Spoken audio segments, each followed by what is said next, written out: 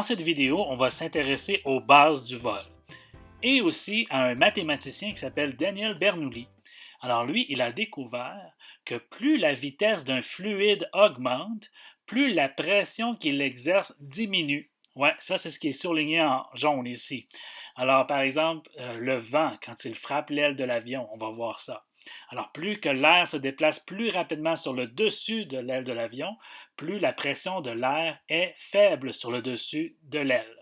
Voici comment ça fonctionne. Ok, alors, imagine-toi que ça, c'est une aile d'avion. Ok, alors, elle est toujours plus courbée sur le dessus.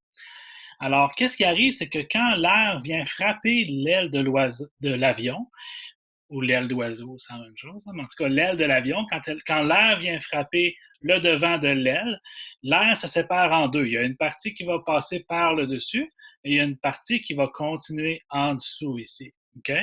Donc là, c'est comme si l'air arrivait ici, puis là, il disait, OK, à go, on fait une course. Alors, il y en a qui passent en haut, puis il y en a qui passent en bas. Mais là, la compétition des deux courants d'air, ils veulent les deux gagner. Alors, si tu passes par en haut, tu as un plus long chemin à faire parce que c'est comme si tu montes une montagne ici, c'est comme si tu montes une côte. OK? Alors, pour réussir à rejoindre l'autre courant d'air qui passe en dessous ici, ben à ce moment-là, il va falloir qu'il aille plus vite.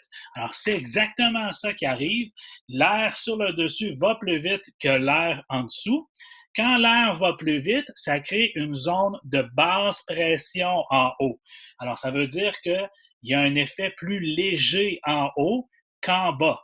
Et parce que c'est plus léger, eh bien, c'est ça le phénomène de portance. Ça permet de soulever l'avion et ça lui permet de s'envoler comme ça.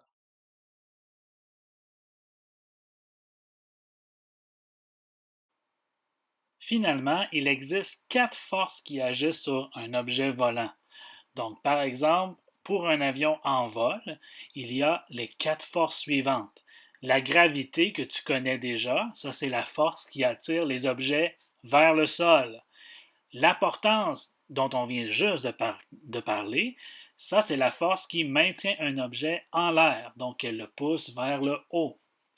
Il existe aussi la poussée, qui est la force qui propulse l'objet vers en avant, et finalement la traînée qui, elle, ralentit l'avion.